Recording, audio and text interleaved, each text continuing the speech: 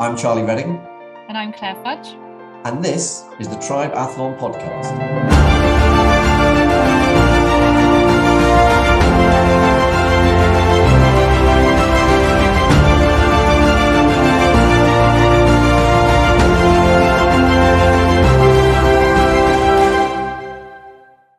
I honestly believe runners are like one of the most mentally tough, like sports people of all time, who conversely always think they're mentally weak. That was Eoin Everard, and this episode is Mastering Your Running Performance. Eoin Everard is a former international runner with impressive achievements, including being a sub-4-minute miler and a 5-time national champion. He's also won the 3K European Indoors Masters Championships. But as a PhD holder in biomechanics and a chartered physio, he also has a wealth of knowledge to share about injury prevention, including the most common causes of running injuries and key steps to avoid them. He also highlights the importance of preventing back pain when sitting and how it can affect our training.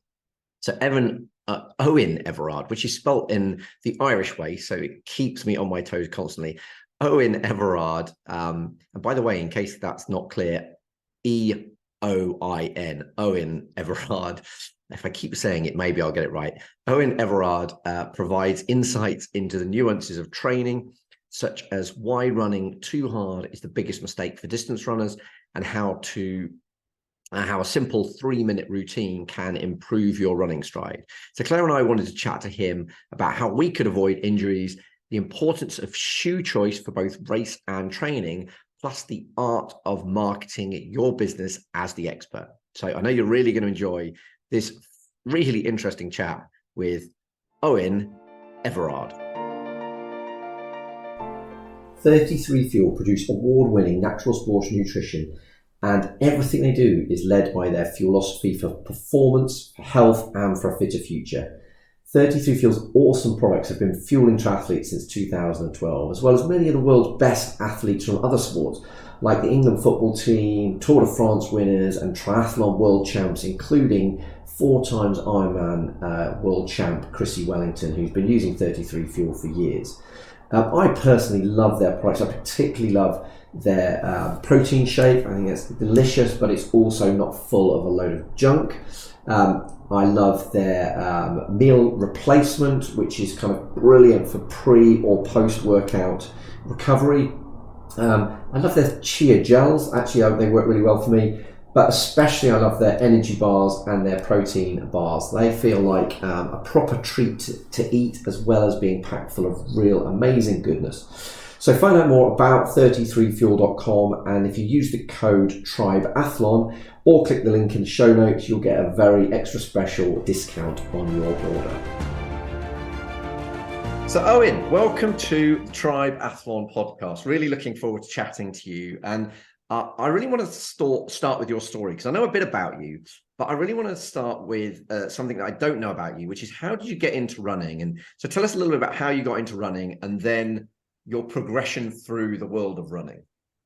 Yeah, hi, thanks Charlie and Claire for having me on. Well, I just started running when I was younger, about like 12, 11, no, maybe even like 11 or so. Would have played a lot of sports. It's actually funny. My mum would have brought me down. There was a local race, a little cross country race for the under 11 boys, and I missed that race. We were just late. So unperturbed, my mother was like, well, you can just do the next race, which happened to be the under 12 girls race. So I just got thrown into that. So my first ever victory was like an under 12s girls race. Yeah, and then just wasn't really I didn't take it that seriously, which is not a bad thing, until 16. Then my brother, who's younger than me by a year and a half, so we're quite competitive, like best friends but competitive, he qualified for Ireland to run, and he would then like just rub it in our faces, like, you know, come down to breakfast in his tracksuit just randomly, not say a word, go back up. So that just inspired me. It's like, I need to run for Ireland one time. So started training hard, and then got the love of it. And we're basically here 20 years later then. You know, by the time I ran for Ireland, it was like took like 3 years. I was kind of really hooked into it then, and would have done well at 800 and 1500, would have broke the 4-minute mile, would have won 5 national championships at kind of 1500 and 3K. And then as I got into my late 20s, 30s, was kind of like, well, I want to kind of go up the distance and see, can I break 14 minutes for 5K, 8 minutes for 3K, and then 30 minutes for 10K. And I was lucky enough to do that. And then recently, then like 2 weeks ago, I won the world over 35 3K Masters Championships, and I was the current over 35 European Masters champion. So that's a whistle stop tour there. Fantastic. And is there one highlight that stands out for you in your running career? Ooh, probably two main ones would be running for Ireland that first time, because like it's not easy, but like top 6 for cross country go, and I already came 7th a few times, and then that kind of stops underage. So the next thing is like the European juniors, which is actually quite hard to make. And I missed out on that by like 0.1 of a second. And then I thought the chance was gone, and they opened up the time for like one more weekend, went over to the AAAs over in the UK, and broke the PB. And that was just such a, I've been really trying for that. So the time to do that. And then the second one would be the 4-minute mile. Breaking 14 for 5K was lovely as well. But that 4-minute mile, I had ran 4 minutes dead the year before, and you don't know if you'll get another chance to do it, or will you be in that type of shape. So yeah, breaking that was such a big relief. That was like one of the big things I wanted to do. And yeah, it was I did it at home in Ireland, in Dublin, and friends are around. We had a great night, and yeah, I always remember that one. Fantastic. The 4-minute mile is something that is very iconic, isn't it? And it's what I love about the 4-minute mile, and I'd be interested to hear your thoughts on this, given that you've done it. Is obviously it took Roger Bannister was the first person to do it, and nobody had done it before, and people were saying it was impossible, and then several people did it very quickly afterwards, didn't they? Yeah. So tell me about the psychology around that. Yeah, there is a bit of psychology like that. You just ignore it. I'm not big on this thing of psychology. I think it's so overrated. It's unbelievable. I think if you're in shape, like different now, if people actually physically think they can't do something, that there's a pathway. But runners, I honestly believe runners are like one of the most mentally tough like sports people of all time, who conversely always think they're mentally weak. I think it's a way, if you're doing a distance race, the way it naturally occurs is that you'll go off at the start, in the middle you'll be tired and you might slow down a bit, and then at the end you muster everything and you sprint. And then people think, God, if I didn't give up in the middle. But that's like a physical thing. The amount of times I see people beating themselves up about like, oh, I just wasn't mentally tough enough, and really they're not like physically fit enough for the pace they're doing, or they haven't tried that type of training. And then there's this like, even like with Kipchoge, with the sub 2-hour marathon, where it was like impossible is nothing, and because that's the slogan like Nike wanted to use. Like in his training, like I knew people who were over there, like off his training, they thought he could run 158. So it's like, if impossible, like this thing, oh, impossible. Well, why didn't you run 130 then? Like it's just this thing. It's like it's like runners are very like, if you're out there trying your hardest. I had a year where I ran terribly, and people were telling me it's in my head. I went to a load of like sports psychologists. There's still really good value in it, but I think we need to be way less harsh on ourselves and just acknowledge, okay, that's where the shape is. And sometimes you run well, sometimes you don't run as great. And if you just persist over time, you'll get there. As opposed to, I feel like it's such an injustice for such a kind of tough sport, where people go out and train regularly and try hard, to just think, oh, I'm mentally weak, when it's the exact opposite is the case. Interesting, very interesting. And obviously, part of the reason we wanted to get you onto the podcast was your professional expertise. So tell us a bit about how that has migrated, how what you started, how you created a business out of running, and tell us a little bit about exactly what it is you do for people. I'm a chartered physiotherapist, so like a physical therapist for American listeners. So I would have started in that kind of arena. And then I went over to Canada with like physical therapy, and I just saw over there about this movement screening, and it just really hit that it's like, it's not the area that you always need to strengthen. It's like everything is part of a bigger chain. And it's just, you know, when something really just hits you hard and you're like, oh my God, this is it. This really makes sense to me. So it started really like diving deep into that, and yeah, really diving deep into that. And then I have a PhD in kind of human movement and biomechanics. I would have had a lot of like kind of niggly injuries myself in my late 20s. So I would have developed like sports Pilates, which is kind of a iteration of Pilates, where Pilates is very on the ground. So I didn't feel it was that specific to running. So just taking the best of Pilates and then moving it more to like to a running aspect or sports. Yeah, so and then we offer kind of like sports Pilates with like sample training and stuff like that currently for runners. Brilliant. And so I wanted to sort of dive in and talk about the benefit of Pilates versus, you know, when should we be using Pilates? When should we be using traditional strength and conditioning? When should it be yoga? Or is it a combination of the three? Probably a combination of the two, and then you could do strength and conditioning over Pilates if you wanted. There's two reasons for this, right? The first is all running injuries are passive injuries. Okay, so they're injuries to the ligaments, the tendons, or the joints of the body. Plantar fasciitis, Achilles tendonitis, knee pain, hip pain, hamstring tendinopathy. Nobody gets like a muscle tear. Calf sometimes, because the calf gets overloaded again. But so all these injuries really are like the passive structures taking too much load, because the muscular system is asleep. Like, we're sitting a lot, we're not really having active jobs that like activate these muscles. So when you're younger, like I didn't do much of this, you get away with that a lot more because you just have a lot more regenerative capacity in your body. But as you get older, you need to wake up the muscular system. Like, the analogy I use is like, if me and you, Charlie, were in a bar and someone starts, a classic Irish person in a bar having a fight. But if we were in a bar and someone, like, say, starts a fight on me, you can be there to help and diffuse the situation. If you're asleep in your bed, I'm on my own. And that's essentially what can happen. It's like, if I'm running and my muscles are asleep, they can't be there to help. Where if I have something like Pilates or like strength conditioning, what we're trying to do with it is just wake up the muscles, so that the muscles then take pressure off the joints, the ligaments, and the tendons. And if they're if we wake them up with that, they'll naturally do that. The body doesn't want to be breaking down. So it's not something you have to like contract or squeeze on it. Excuse me, when we run, it'll naturally do it. But we need something that wakes it up.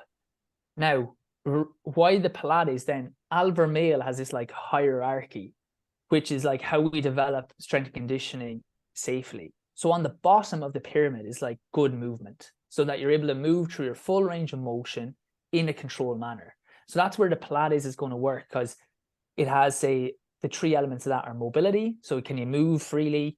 Stability, can you like activate the right muscles of the glutes and the core? And then motor control, can you like do your squats, your single leg deadlifts, the different actions correctly?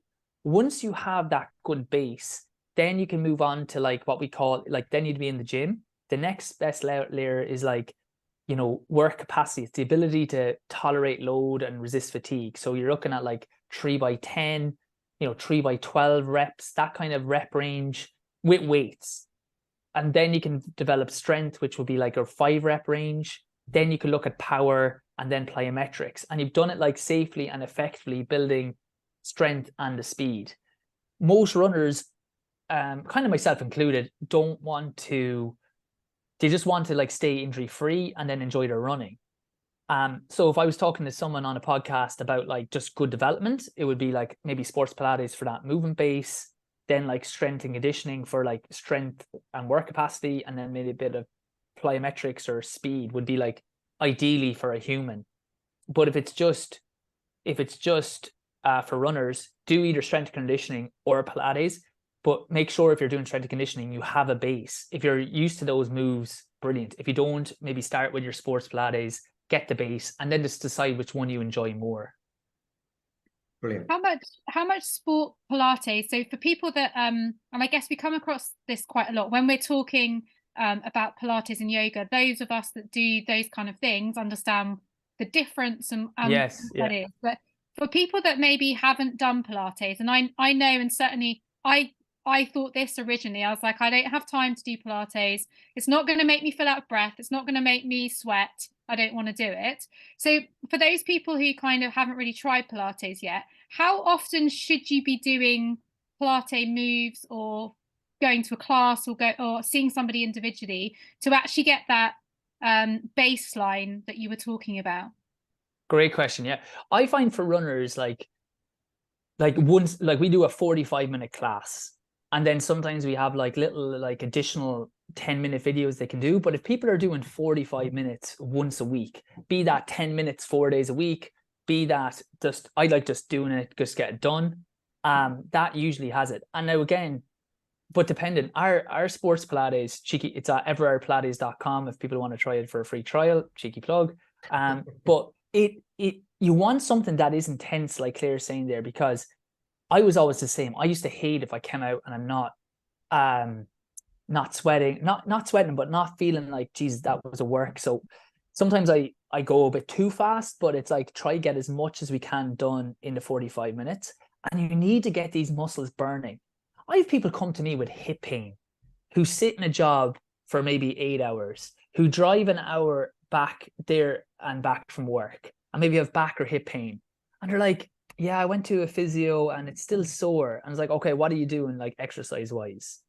And they show me this figure 4 glute stretch that they do like 30 seconds every, like 3 times a week. I'm like, you sit on your ass 10 hours a day and you're thinking some 30-second glute stretch is going to put it all right. You need to get these muscles burning. So it is like 45 minutes is perfect, but it needs to be like, that doesn't mean the complexity of the move has to be hard. It just means that we need to get these burning. And that's what we usually do. We'll have on the ground when the simplicity of the exercise is there, burn it. And then in standing, if we're working on coordination, we'll kind of slow it down and not make it as hard. Mm-hmm.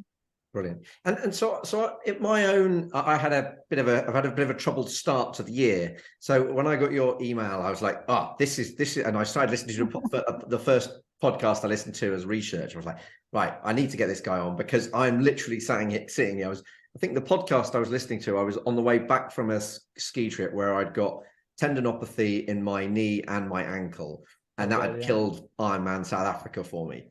So, what I've learned since having gone to see a physio or a specialist physio, is that the straightforward strength and conditioning workouts I was doing, it was a great workout, but it was basically not a great workout for me. And by doing my strength and conditioning stuff, I was actually exaggerating the problems that I was kind of triggering the problems with my knee and ankle. Talk to me a little bit about how it sounds to me like I probably, from what you've said, should have maybe started in Pilates and gradually moved through to strength and conditioning. But is that what you mean? So you build up to it once you've kind of got more strength. Yeah, exactly. Like, so I said, we have good movement will be the base. Then like 3x10, like kind of work capacity, then strength, then power. I also hurt my knee doing jumps because I don't have the layers underneath that. It's like a hierarchy. You can do it, but as you said, over time you'll have an issue. The thing is also with tendons is got to be careful, like especially if you're a runner. There's a thing called being functionally dysfunctional. What that means is you can get away with stuff in that little small wheelhouse that you do, but once you start moving into like doing other things, and especially being aggressive with them, it's like you mightn't have the function to be able to maintain that. Do you know, if you get what I'm saying there? Yeah. So that's one thing. Like with tendons, appropriate load is a massive thing. Like we don't want big spikes. So even if it's like a gym, that's what I'm saying, make sure you're used to it or you're building up to it, because if it's a sudden spike, plus you're getting ready for an Ironman, which is a big stress, plus you're doing like say skiing, which is a totally new different stress on the tendons, that new different stress plus a new different stress in the strength and conditioning can just overload the tendons. So and then rest doesn't work. It's like you just want kind of that, like, 2 out of 10 pain if you're coming back from it, that you're still stressing the tendon. But just remember, if you're ever, for people who have tendons, if you're on your rehab, there's a couple of key things you need to remember. Research now would show that you should be putting a load through the tendon. You don't just rest that. You maybe give yourselves like 4 days off, but you don't just rest that, because it won't improve. So what you need to do is put a load through the tendon that, one, doesn't change the way you move, so you shouldn't be hobbling or limping. 2, doesn't make it worse the next day. So you can have a 2 to 3 out of 10 pain.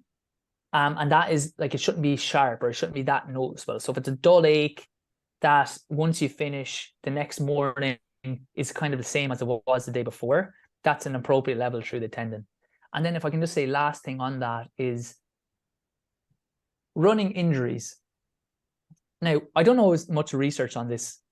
This is just more practical experience, but running injuries are overload issues.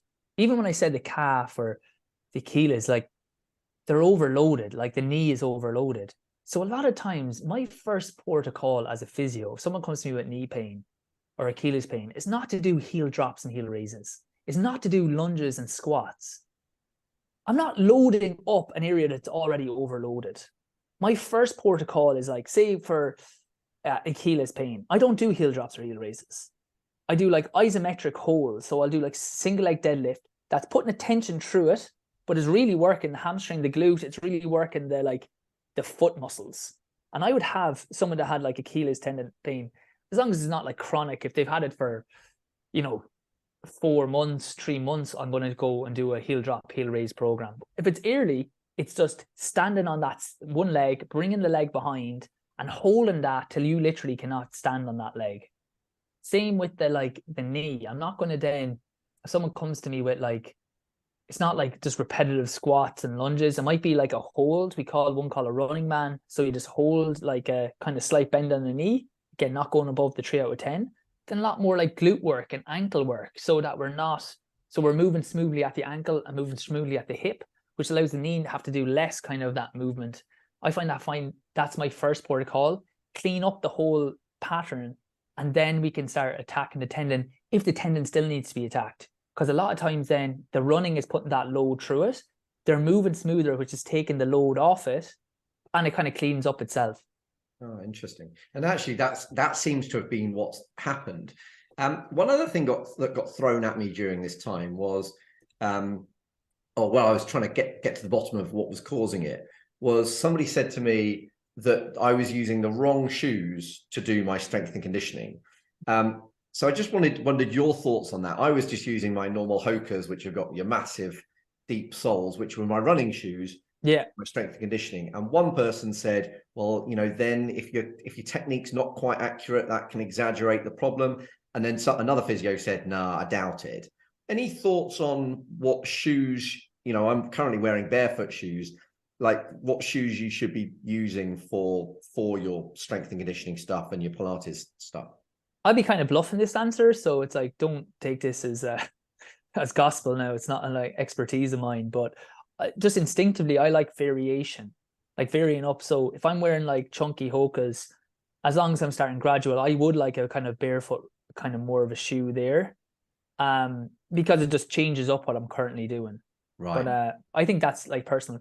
I think the one thing they say with shoes, more than any like gait analysis or anything like that, the key thing like for injury prevention is comfort. What feels right, and trust that. Okay. And is that the same for when you're doing your strength and conditioning stuff? You think it doesn't really matter what shoe you're using? I get for running it's different, but for the actual sort of when you're in the sort of gym work, you think whatever feels comfortable is fine. Yeah, I think that like the research I was mentioning is about running, but I feel like I would either vary it just to have something slightly different. So it's like like it's allowing like length, that would allow length on your tendons to kind of restore it. So even though you're doing like strength and conditioning, you're actually, because in a Hoka you're up a lot, now if you're doing like strength and conditioning in a smaller shoe, you've lengthened your Achilles, so you're even given a little bit of a stretch there. Oh, okay. But a lot of it I still think would be like comfort for me. It's like what feels comfortable when I'm squatting or lunging or doing the single leg deadlift. We do I do a lot of all my Pilates I do barefoot because I kind of just want to wake up the feet muscles.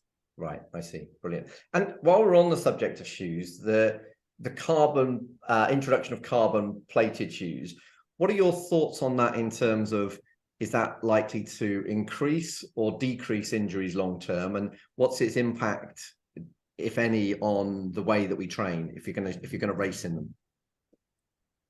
I think it will decrease. I think it is decreasing the amount of injuries, like massively. Lower limb injuries, like if you have Achilles pain, I'd be wearing like those shoes all the time. It will change the type of injury we see. There's been more knee injuries. There's been more like hamstring tendinopathy type injuries, like high hamstrings. It does move it up the chain, but overall, like a lot more of the injuries that runners would have got will be like lower limb injuries. They're absorbing a lot of the force. So like, you know, that's why people aren't falling off as much at the end of races as they used to, because they can just kind of maintain a certain level, where usually when you would have got tired, that's when you would have seen massive blow-ups. You don't see those same type of blow-ups as you would have seen before in the past. With regards training, I still think the variety is important, but you need to practice running in them. If you're going to run, like the first time I did a race in the carbon fiber plated shoes, it was a 10K. And usually after a 10K, you know, your calves would be really tight. I did it the next day, my quads, I could barely come down the stairs. You know, like the DOMs was, and because I hadn't worn, I was like, you know, these are like the brand new shiny shoes, wearing my normal, like very small sole racers to all my training. And then next day, as I said, I did the race in them. Quads were in bits for about a week. And that just got me thinking straight away. It's like, okay, well, that's impacted my performance in some way, because I have a DOMs now in my quads that I didn't have. So at some stage in the race, I'm using muscles that haven't been used before. And I don't want to just be using them for the first time in a race. So if I was doing them, I'd be doing at least one workout or training session that would, if I was going to do a 10K, I would do my 10K specific work in them. And then I might try another shoe, or at least during the week, I wouldn't be wearing them all the time. I would wear some other, like just your normal, like say Nike Pegasus or Keanu's. Try to get some sponsorships on this. Whoever Hocus, we want give us a Hocus sponsor will do. But yeah, just one that wouldn't have a carbon fiber plate or something like that. But definitely, like they're improving. Like I was even chatting to my friend. I have a few friends over in America, and they're running quite well. But we were saying, a thing that's getting undervalued, even for how much the times are improving now, is that people are training in the shoes. So it's not even though the performance benefit in the races, which is massive. It's now people can get away with like harder training sessions, like say a half marathon type training session that would have had them sore for like a week and they'd have to run easy. Now they're back and they can kind of train heavy in like next 2 or 3 days. It's not affecting them, you know, so there's a massive training effect as well as a racing effect. How much do you look at kind of, so your background obviously is as a physio, but you've also got your PhD in biomechanics, haven't you? Yeah. Is that right? Yeah. So when you're doing an assessment on somebody, looking at kind of injury, how much do you look at, I guess the external factors like their running shoes, but also maybe sort of changes in weight? And I'm also thinking about kind of where somebody has been pregnant or is pregnant, had a baby. Yeah. Like how will those biomechanics change? So could you tell us a little bit about what you do in an assessment, I guess what you take into account? Yeah, I would definitely I'd look at their movement assessment. So I'll just see if they're doing a squat, if they're doing run, is there something like, you know, a knee buckling in? And then, as you said, the internal factors are massive. You know, people are, say if they've been pregnant or are pregnant or after, it's like there's such a change in hormones. Like if they've given birth, say like the pelvis has had to open up so high, you know, that you can't just assume everything's gone back the way it is. So I always check how the pelvis is moving on both sides. And then a lot of that will be like trying to like tighten up that area, or as well if someone lost a lot of weight, can be differentials in the core. So it's kind of a mix. It kind of depends on the person. You're looking, like, that's a great question there, Claire. You're looking just for outliers, so it's hard to say. Like, if there's no outliers, like the load. So like, say when Charlie's saying there, if he came into me, it's like, okay, he's doing a new strength conditioning program. That's like a red flag. He went skiing. That's a red flag. So those things are coming, and then I'll have it. Then the assessment is checking that, but in the guise of like, okay, he's got these poor mechanics that probably were okay for running, and then he overloaded here. So we'll kind of correct. We'll just more like rehabilitate the area, because I know he's okay for the Ironman, and then the improved mechanics and the strength should help in general, as opposed to going, okay, we really need to correct the mechanics. Same with pregnancy, same with another thing. If someone comes in and there's no real change, but they're constantly breaking down, like I might see someone who has like repeated like tendinopathies or repeated things, then I'm looking at the mechanics way more to try see, is there something like fundamental they're doing? Maybe it's like the amount of training they're doing, maybe it's like the way they're moving. Don't know if that answers the question. No, it absolutely does. Actually, just thinking along the lines of, we've interviewed more recently a number of women who have been competing at a professional level, having had children, and on the podium. And there is some, if I'm right in saying, there is some research around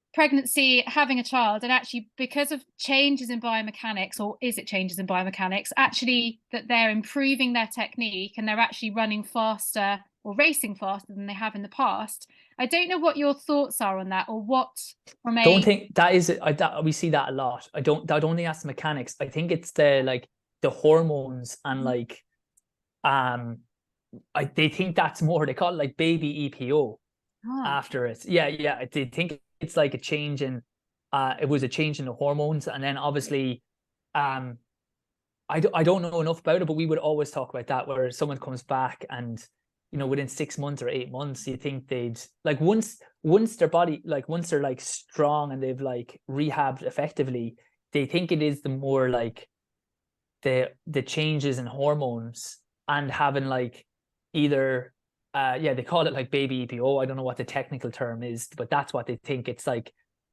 those things. It could either work two ways. It could either work because you were like, say, active beforehand, but you're also having to like supply all the like energy, nutrients to the baby, which would be number one priority. That you can imagine it's nearly like 9 months at altitude, that then when you come down and it's just you on your own, it's like you've got, for a while, you've got like so much extra like benefits in terms of like, you would have had the red blood cells for a running mother or running mother to be, and the child, and now it's just you're getting the benefits. But yeah, I've seen that loads, and I think it's not the mechanics. I think it's more the chemical things. Could it also be linked to the fact that they might be more tolerant of pain? Because could be, like, I'm bluffing on this stuff as well. Yeah. But we would have noticed what Claire is saying. We call it baby EPO. It's like she's on the baby EPO at the moment. I just find it really interesting, and I think maybe with more research that's now being done in females, which is becoming now more dominant, which is really great. It would be interesting to see if there is there anything else that we don't know, sort of playing into that. But no, thank you for that. Yeah, I think and it's really fascinating, because it's one, as you said, I think hopefully with the research that'll come into that, because it's something that we would have noticed a lot. Once they're not breaking down, it's like, geez, this girl is like, you think out for like a year or not being able to train hard, and they're flying. Yeah. And you talked about so that one, in that instance, it wasn't so much about biomechanics, but I've been watching some videos recently, knowing that I need to improve my running efficiency, and I think you've got a routine that can help you with your running stride, haven't you? Can you tell us a bit about that? Yeah, well, yeah. Okay, so the best thing, the 3 minutes. So there's a really good study showing that people who did like jumping rope, or skipping as we call it, skipping for 3 minutes, like two times a week, versus people who did the equivalent amount of extra running, that the group who did the skipping had loads of increases in plyometric performance, like arch stiffness, tendon stiffness, like even like bigger jumps. So, you know, you're only hopping, but like their CMJ where they like drop down into a squat and jump, they could jump like 50%, like a 50% improvement in squat jump, 50% improvement in dropping off the box and jumping higher, with no improvement in the running group. And then that led to a 3% improvement in 3K times versus in the control group, a 1.5% improvement, which is massive in running when we're always looking for those extra 1%. What I love about that is, you know, like you got in trouble there, Charlie, because you're probably doing stuff in the gym that you're not ready for. Why I love skipping or jumping rope, I was talking to a American podcast about skipping. They're like, what are you talking about? So they call it jumping rope. What I love about that though is it's a self-limiting exercise. But that means is you can't do it unless you can do it correctly. Like I've given it to friends. So I always keep my skipping rope in my car. So like just I'm doing an easy jog and I come back, I grab the skipping rope, I'll come back a few minutes early and I'll just do the skipping. When I give it to the guys, I'd have a spare one and they'd start as well. They are like donkeys skipping over it. They're jumping too high, they're smacking the ground, but they're hitting the rope every second time. If there was no rope there and it's like, let's just hop, like they're going to get themselves in trouble. But you set the timer for like 3 minutes, taking a minute, you know, take 10 seconds off every minute. And you might, if you're only starting, you have no experience, I might get like 3-4 times the amount of skips done that you will. But over time, as your technique improves, the tendons are also adjusting to that appropriately.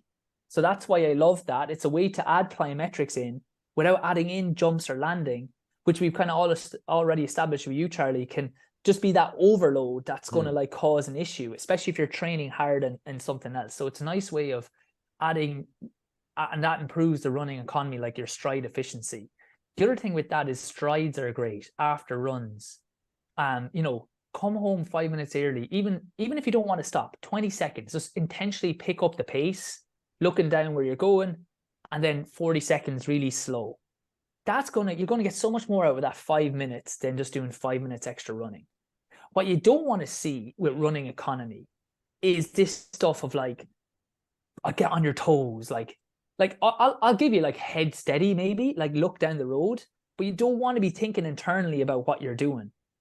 It's like we're here millions of years, you know, you've developed over like however many years you are in the thing. It's like you weren't waiting on a freaking, like when a baby's learning, they don't need to go on YouTube to see what's the best way to walk. You just work it out.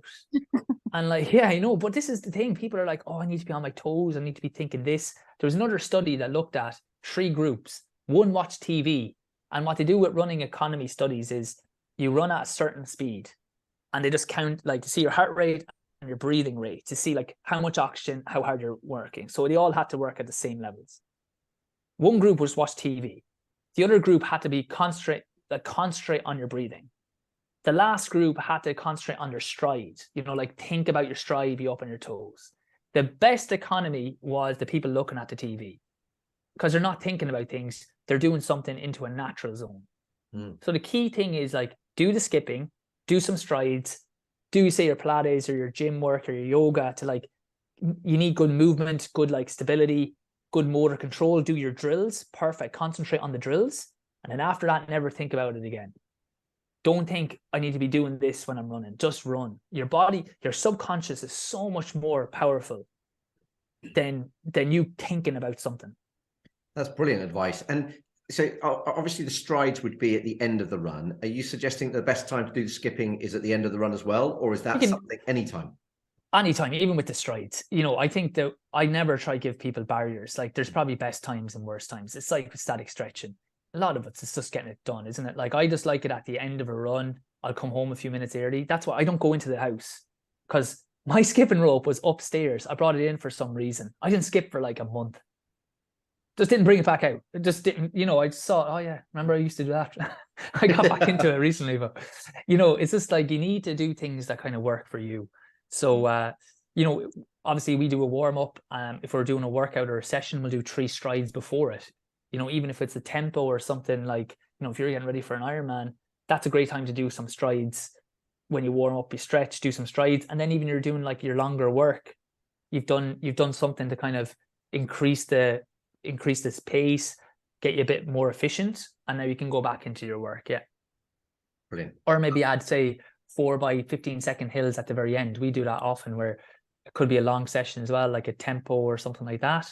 And then we'll just do some strides, never forcing him either. Just like I always think the thing, looking good, feeling easy. It's like if someone's looking over, I want them to think, Jesus, he looks smooth there. I don't want to think he's working so hard. Brilliant. And as Claire knows, I love anything technology related. If I think there is a way that tech can save me some time doing strength and conditioning or improve my I saw your aura ring on there. Anything, whether it's gadgets or whatever. So a couple of pieces of tech that have been thrown at me that we've talked about recently, but one in particular that I was intrigued by was I was at a conference, a tech conference a few weeks ago, and they were demonstrating an EMS suit.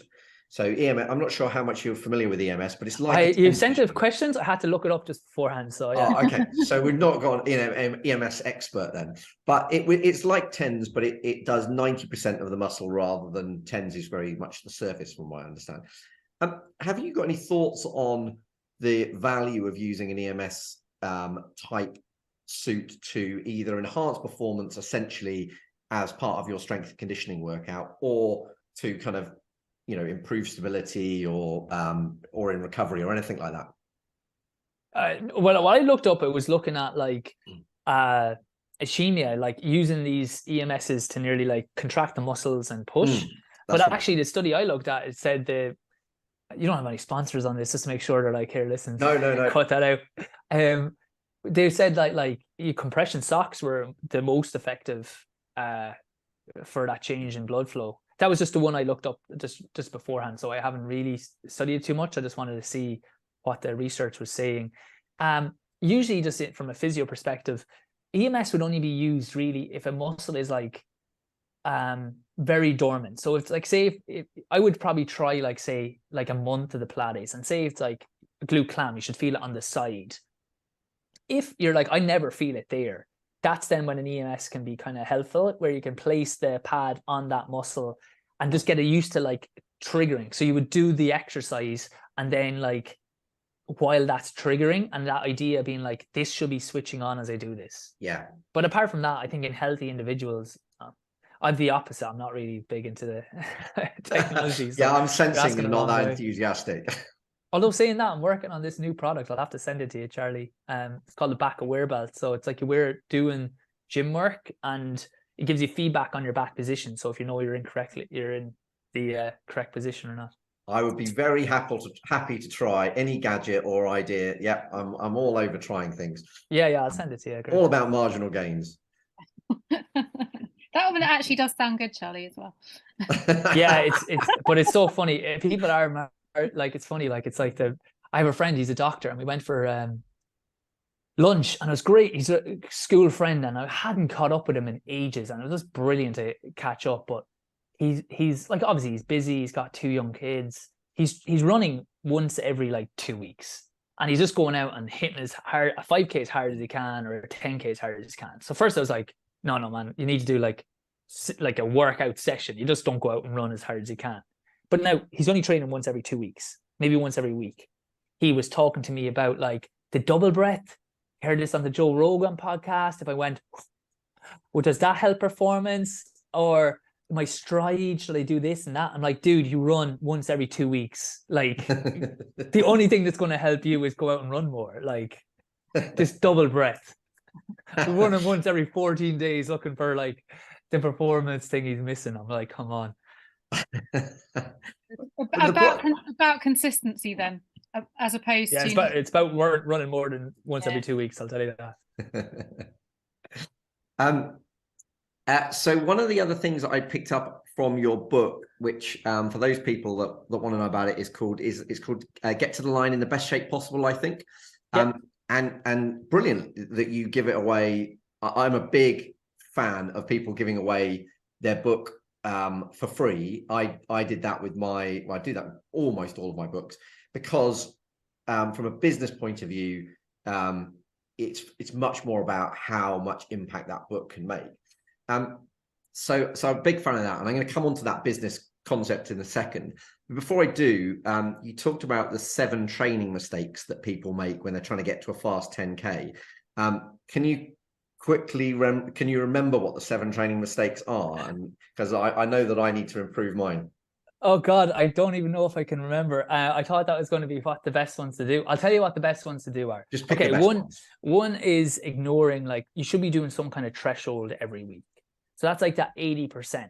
So a lot of people, like that guy who's like doing his hard 5K or hard 10K, like that event is predominantly aerobic. So say essentially under 80%, 85% effort. And then as you get fitter there, you can just up the pace as you're doing that. What a lot of people do is, if you go out and run kind of hard as you can or hard efforts, probably from like 7K on, he's gone into like anaerobic effort. So he's naturally slowing down because the muscles are now burning. But you're not actually improving, because if you go anaerobic, you're like, what you're improving is your ability to run anaerobically. But the thing that will improve you the most is running aerobically. It's like if you have a hybrid car. If it's like the race is how far or how fast you can run using the battery only, well, then you need to practice like tweaking and improving in the battery. You won't win that race by what most people think they're doing, is like going harder and the petrol engine kicking in.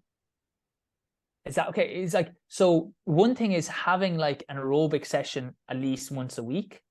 The second thing we said is 10K then is still predominantly like for running economy, having your strides, because you still have to go quite quick. So you might want to do some kind of like race specific work, again, on the effort or feel. So like having those like, once a week, having those like 3-minute efforts or 4-minute efforts. Ones that I like would be, you might do like a mile, or like, don't do a mile, sorry, do it on minutes and do it on your lactic threshold. But you might do like 5 minutes of lactic threshold, like 80%, take a minute off, do 5 minutes at lactic threshold, 80%, and then do like 10 by 1 minute at 10K feel. Because now, again, the thing that in all the mistakes is that people say, I want to run, even like I want to run, like I've run sub 30 for a 10K, but say like sub 40 for a 10K. That's when you're tapered. That's you wearing the shoes. That's like you on your best day. But people then go, well, that's the pace I want to do. I better hit that in training. Where that effort would probably be, instead of like 4-minute Ks, you should be probably running like 4:10, because a 4:10 in training will be like sub 4 in the race, no doubts about it. So just adding a little bit of that in and then a bit of threshold after it can make a big difference. I might actually look up that article. No, don't worry. Don't worry. We don't need all the 7. Keep going. But one thing I am going to ask you about, which I alluded to just there, was you've got, you're a very successful runner. You're very passionate about running, and you've got a business in the running that helps, in the running world that helps runners. I think you're doing an excellent job of marketing yourself as the expert, which is a term that I've kind of used in business coaching for quite a long time. Both through podcasts, through the book, through websites, etc. Talk to me a little bit about how you've taken your experience and use that to market your business. Yeah, and like I think obviously sometimes, like obviously I've won national championships, but I think anyone could be an expert in terms of, if you're trying to go from, like, while I think I can help people, and I have helped people, go sub 40 for a marathon, for a 10K or do a marathon, if you've had experience in that, you might be in a really good position. I've taken like, if you have experience of going from 50 to 45, like that's an expert there. Yeah, like when I like this, I think I always go on things I enjoy doing. From a business perspective, I think the thing that gets lost a lot is this idea that like you gotta sell, like, but nobody likes to be sold. People like to buy. And there's a thing I was just saying to you, Charlie, beforehand, where what I keep in mind is that there's only 2 times, like there's now and there's not now.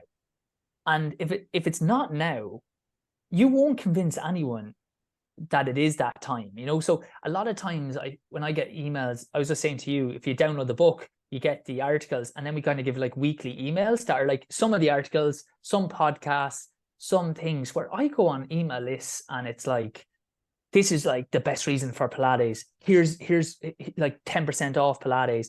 And it's just like, unsubscribe. It's like, I'm not ready for it. Where my thing is that you want to make people aware of you. You want to make people aware of like what, like your ideas, maybe they like them, maybe they don't. You know, like some people would love the running economy stuff, or we could talk way more about technology, and like there's a space for everyone. My thing is that like, if I'm showing it, if I'm giving good value, it might be like in 6 months' time, if they're on the list, or it might be a year, or it might be like 18 months. But if I'm like giving like, say, an article, or they've heard me on a podcast, they might get some injury, or they might like something might trigger in them that now is the time. Geez, I had this Achilles tendon problem.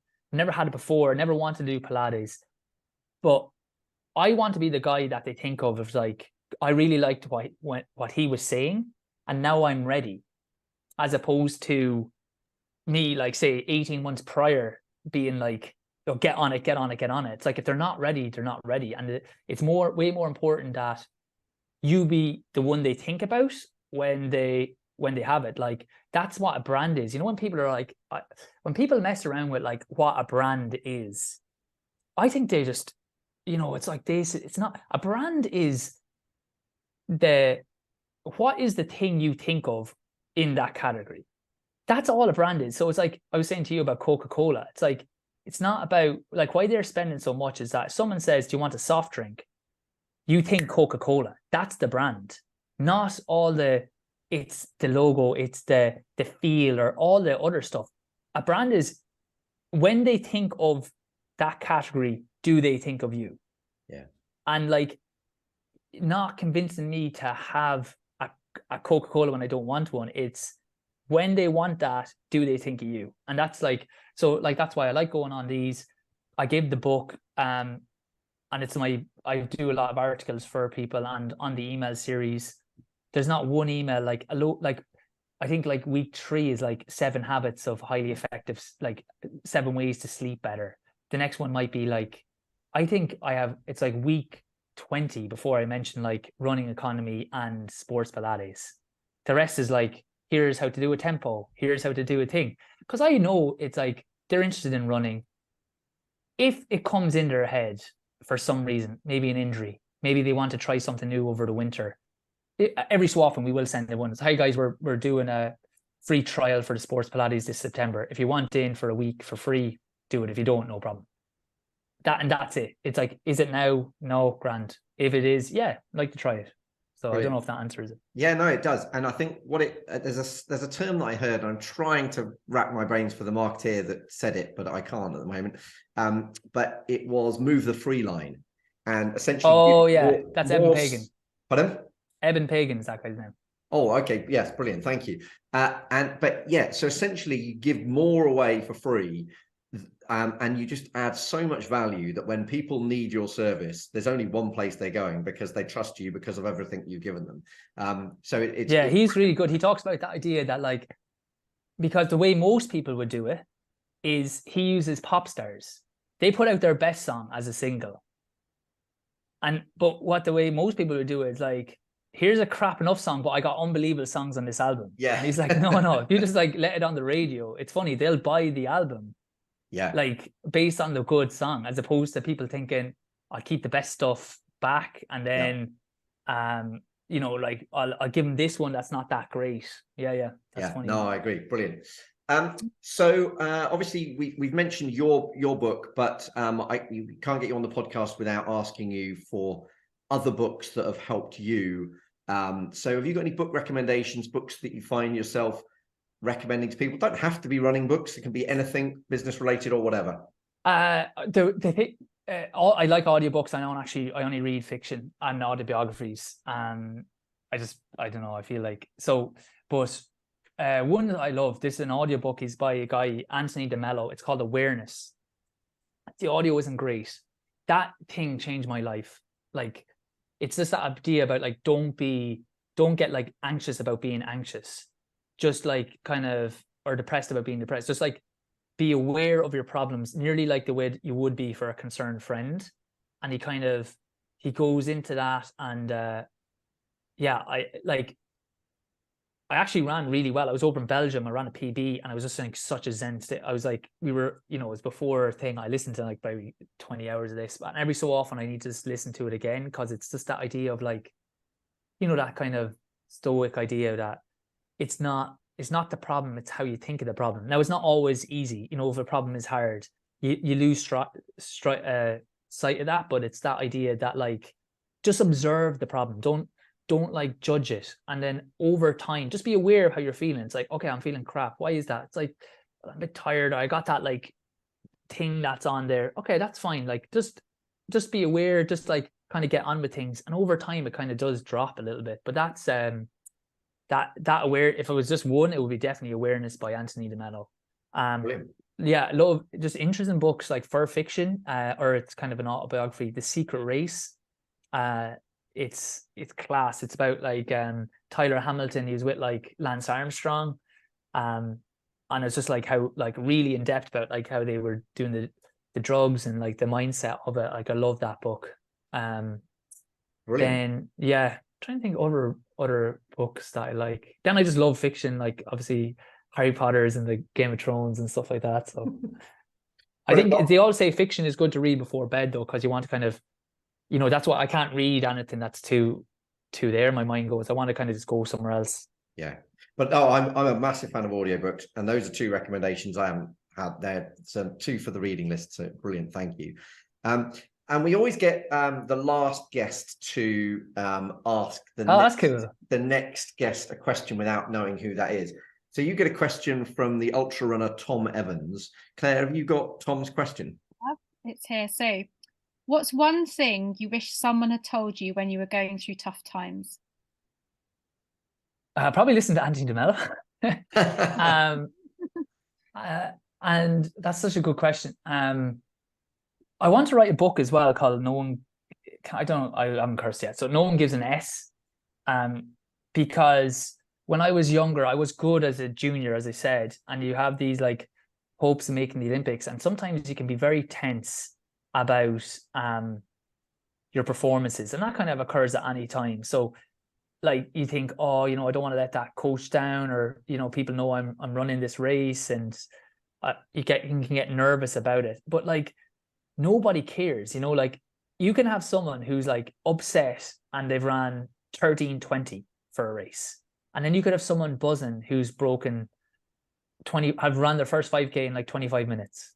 So the time actually doesn't matter. It's like how you perceive the time. And sometimes we think because we're upset, people are upset for you. And then you kind of sometimes can think they're upset because I ran poorly. But it's like, if you were happy, I've done it. I said I won that World Championships. The following week, I was a bit sick, and I came fourth in a local race. And like, I was just like, I was delighted, because I was like, it was as good as I could do based on how I was feeling. And there wasn't one person going, we won a freaking championship last week, can't even win this local race. Everyone's like, oh yeah, fair play, good attitude. Do you know? So I wish someone had told me that. But sometimes you need to experience these things, don't you? Yeah, brilliant. Excellent. Thank you. Eoin, it's been really interesting chatting to you. There's loads of great advice there. And I'm definitely going to be picking apart the book, and I'll be reading those newsletters and looking out for the first hint of sales, given that you've told me it doesn't happen for quite a while. But no, that's really, really good. Look, okay, I'll give you a really good one then. I honestly feel like I could run a course on that, because I feel like the emails I get, they're all like beautifully text. This is such a weird thing to finish with, but the only bit you do is you'll see in the PS, whenever you're ready, here's how we help. We do a free trial of Sports Pilates at everardpilates.com/sport-free-trial. Get the book. So because they've read it, and then they're seeing that subconsciously. But again, it's not like, this is why Sports Pilates is brilliant for you. It's just like, when they're ready, we're here. And that's your job. It's like, I heard before, it's like, if it's like more, it should be like, of the 100 people who listen to this, who want Sports Pilates, how many actually like visit my website, versus say the 1,000 or 2,000 people who listen to this, how many did I get to try Pilates? That's not the thing. It's like trying to get all the people who are actually interested, as opposed to you know, thinking you can like force this thing as you go. Yeah, no, I think it's really good. You're absolutely right. You get a much better, more people read the PS than anything else.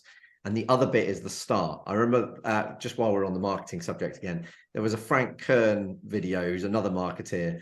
And he popped up on YouTube. And the first thing he said was, I was kicked out of a strip club. I was like, right, I wanted to watch a film. I wanted to watch a YouTube clip on a Tesla. And I'm now going to sit here for 15 minutes. And that's so true. I hadn't story about getting kicked out of a strip club because it was a good line. So that is a good line. Yeah. But brilliant. It's been really, really good to chat to you. Loads of good advice there. I will be, I'll be checking out the Pilates stuff as well. So can I ask a question for the next guest? Oh yeah, please. But we're going to get that afterwards. So I have a great. We'll get you a question afterwards. But in the meantime, brilliant. Thank you so much. And yeah, it's been a great episode. Can I just say, I have that book when we're talking about it. So if people want to go, it's that free book. They can go to Everard, EVERARD, Pilates, PILATES.com/book, BOOK. And then if people do want a free trial, they can just go to everardpilates.com/sport free trial.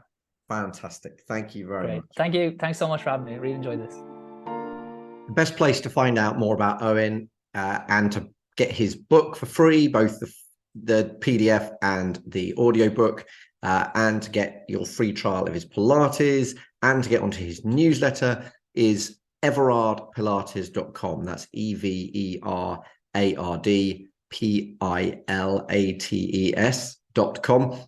You can also find him on Instagram as Everard Pilates Physio, and he's also on LinkedIn. So what did you make of the conversation with Eoin? It was great. It was really good actually to hear hear about his background and also how passionate he is about running and you know, his experience. So from a biomechanical perspective and physio perspective, it was really interesting. I thought it was really interesting, and I think it's interesting how like strength and conditioning is clearly this part of the route to avoiding injury, but equally get it wrong or do it at the wrong stage, and it can be the thing that causes you injury. So I think his conversation around using Pilates and that I thought was really interesting. I thought his conversation around the shoes was really interesting. I think this might cost me a new pair of carbon shoes, because I think my old carbon shoes are going to have to get relegated to training carbon shoes, because I hadn't really thought about the fact that if you're training, when you're running with carbon shoes, you're using different muscles, and then so actually you need to train that. Do you train in carbon shoes? I do if I'm running on the track, and then when I'm doing like a brick run, I'll put racing shoes on so that you're simulating it all the time. But it's these little things, isn't it? It's all the little tiny pieces that, you know, we forget about doing. But I thought it was a really good way that he described kind of that pyramid of putting your basic movement at the bottom and getting that correct to start off with. And I think to a certain degree, it sits in line with what we do with nutrition, because people are often trying to put the cream on the cake the whole time, aren't they? Well, what can I do to make me faster? I must have to, you know, go out and blast myself fast every single time or whatever, or I need to go to the gym and lift really heavy weights. And actually, if you haven't got the basic movement at the bottom, you know, you're going to get injured. And I think actually your example of you was actually really useful to kind of hear that, because just to kind of hear, you know, is actually the basic movement then right? Or when there's, you know, load coming from different places, like your skiing was a really odd or different load for you compared to what you usually do. And I wasn't even planning to mention the skiing. It was just so but he was absolutely right. That had put an extra new load. But yet the advice I was getting before that was, right, okay, so you need to do these calf exercises. So basically I'm doing calf exercises for strength work, which was making my knee worse, and then I'm skiing, which was also making my knee worse. So it was I was definitely getting it wrong at that point. But yeah, so I thought he was really interesting. I also love how he's marketing himself. I think he's doing a great job of how he clearly knows what he's talking about, because he can run very, very well. But he's doing a great job of using the book and approaching people to go on podcasts, and giving away free Pilates sessions and the newsletter. I just think it's a really good, it's a great approach. And I think a lot of people could learn from that in business, of kind of just putting attraction marketing devices out there that continue to generate leads. As he said, it's either now or not now, and generating those leads when it is somebody's now in the future. You don't know when it's going to be, but you've got to be in front of them when it is. I think I do think that's interesting, actually, what he said about the now, not now, because I think there's some professions or businesses that actually you need that service no matter what. But I think the services that he provides, and actually the services that we provide, are really similar. That sometimes people don't know whether they need it quite now. They don't, they're not, in his case, they're not injured, or in our case, they're not injured, or they're not having problems, or they don't think they do. But actually, when they realize what it is that they need, and they need help, they can reach out. So I really like the way that he's working, and the fact he's so passionate about it. Probably it comes with ease for him to give out that information, because he's got the knowledge and the passion. But also very similar to what you do. You're right in that people tend to go and see a physio because you've injured yourself, whereas in the US, the pros tend to have a physio that they're seeing regularly to avoid getting injured. And I know you say people tend to come and see you because they've got issues with nutrition, like I did. Whereas actually, it's better to have, if you want to race at your best, you're better to have a nutritionist in your team, because that person can avoid, can give you improvements in your performance. Absolutely. And I think, looking at the baseline movement that he looks at, and looking at baseline nutrition to start off with. But no, I think that way it's really interesting, because it's also giving people value, isn't it, as well? So interesting. Lots. I think he gives lots of value, and I think it demonstrates the fact that when we get him on the podcast, we're getting lots of good value out of him. And then if at some point we're thinking, right, actually I need Pilates, we're only going to go to one place, aren't we? And then these emails are going to turn up every week or whatever, to keep reminding me for when I do need it. So no, I thought really good. Also he's got the credentials behind what he's saying as well, because I think there are many people that may be athletes that give very good advice, but do they have the credentials behind why their way of working works? He's got all of those pieces. And I need to buy a skipping rope by the sounds of things as well. Yeah, do you know, skipping, interesting, when he was talking about it, I was thinking, oh my God, I absolutely dread skipping. So I do that with my strength and conditioning coach, and I am terrible. Like, I think about what the Masai Mara are like in terms of how much they jump. Like, they spring. It looks like it's just, I literally probably come about this far off the ground, and it is so difficult, and I'm made to do it. And that is part of that kind of plyometrics training. But brilliant, so good just to pick up a skipping rope. And like you said, to have it somewhere where you use it, because otherwise it's not going to happen. Well, I mean, bearing in mind, I was talking that EMS suit is about $2,000, and he's telling me to forget that and buy a skipping rope. I can afford a new pair of carbon shoes at that point, and a skipping rope. Yeah, exactly. No, I thought that was really good, and the strides thing as well. I think that's great advice. Brilliant. And how's your training going? Yeah, all right. No, it's we're building up to a couple of 70.3s in May, and then just with the moving of my South African race, I'm just looking for a solid long distance race, really. But I understand you've got some things booked in the diary now for your racing. Well, I haven't got anything booked. Because I lost South Africa, and then I've had to drop the idea of doing Ironman Lanzarote for a number of reasons.